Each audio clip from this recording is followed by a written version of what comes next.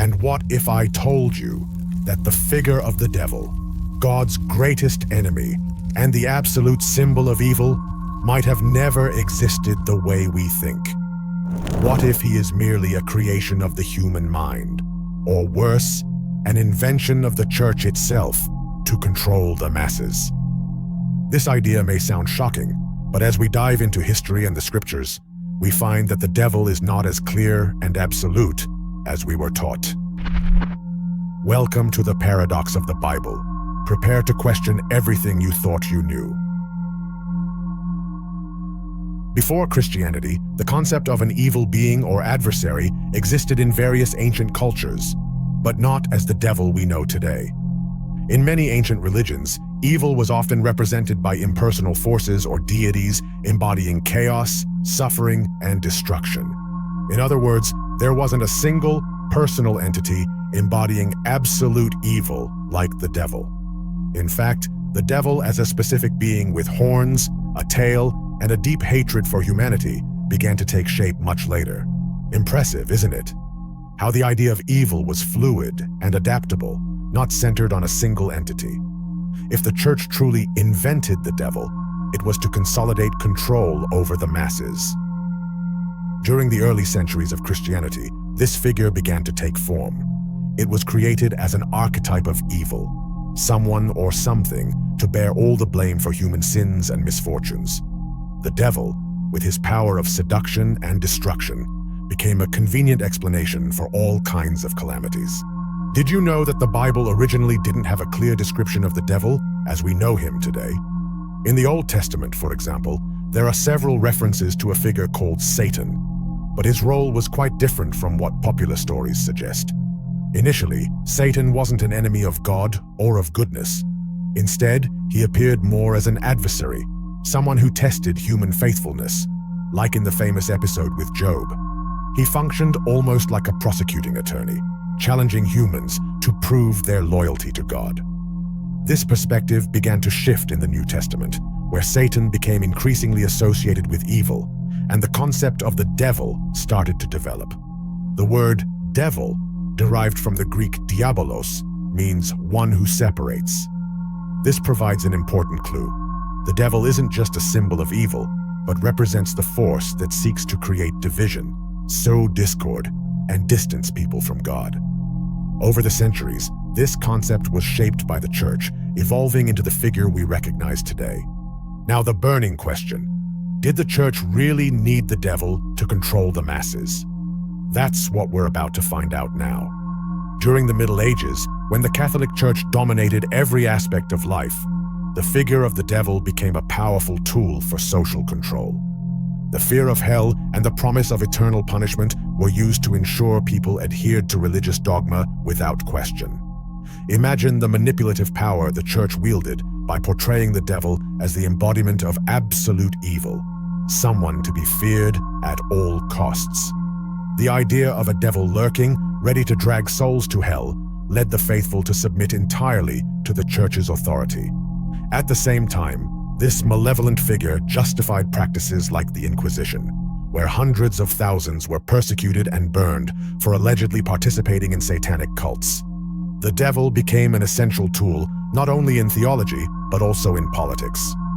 Now, let's talk about how the image of the devil has evolved over time. The devil, with horns, a tail, and a menacing glare, is something you've probably seen in movies, cartoons, and even at Halloween parties. But how did this image come to be? During the Renaissance, as art flourished in Europe, the figure of the devil took on more grotesque features, heavily influenced by the art and literature of the period. Painters like Hieronymus Bosch and writers such as Dante Alighieri helped popularize the idea of the devil as a monstrous and terrifying creature. These visually striking depictions were crucial in shaping how we perceive the devil today. But here's a detail you might not know.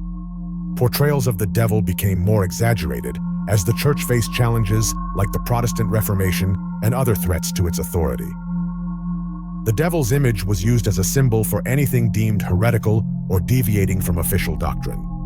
The more villainous he appeared, the stronger the church's hold on the faithful became. Throughout history, the figure of the devil has transcended the pages of the Bible to become a powerful symbol shaping behaviors and beliefs. During the Middle Ages, the Church used the idea of Satan as a tool to consolidate its authority. Fear of hell, accusations of witchcraft, and terrifying imagery kept people in line. But the impact didn't stop there. In modern culture, the devil has become a pop icon. From horror films to music and even commercial branding, he is often portrayed as the embodiment of mystery and rebellion. And what about politics? Many leaders throughout history have used the concept of absolute evil to justify wars, persecutions, and acts of violence, creating the dichotomy of good versus evil to gain support. This raises an intriguing question. Is the devil merely a metaphor created to make sense of the chaos in the world, or does he truly exist as a force working behind the scenes? Today, many view the devil not as a supernatural entity, but as a symbol of humanity's destructive tendencies. Evil, rather than being personified, is seen as a psychological construct, a way to grapple with the darker aspects of the human psyche. Modern psychology, for instance, explores the shadow side of individuals, which can be interpreted as our destructive tendencies, impulses of violence, selfishness, and cruelty.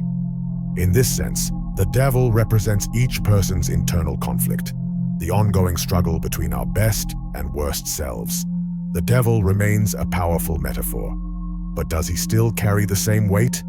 In a world dominated by rational explanations, the devil is seen by many as a relic of the past, something that no longer fits into our modern understanding of reality.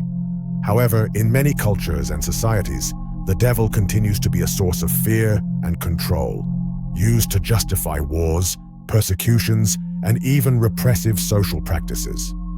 In a more secular world, does the devil still have a place?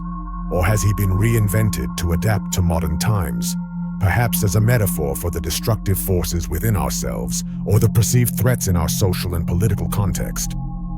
So, after all, was the devil an invention of the Church? Or has he always existed as an eternal force of evil? Is he a metaphor used to control the masses, or merely a reflection of our internal struggles? Today, more than ever, these questions continue to challenge our beliefs and our understanding of the world. But in the end, what truly matters is what you think about this biblical paradox. Is the devil a historical invention of the Church, or a figure that can genuinely influence human nature? Share your opinion in the comments.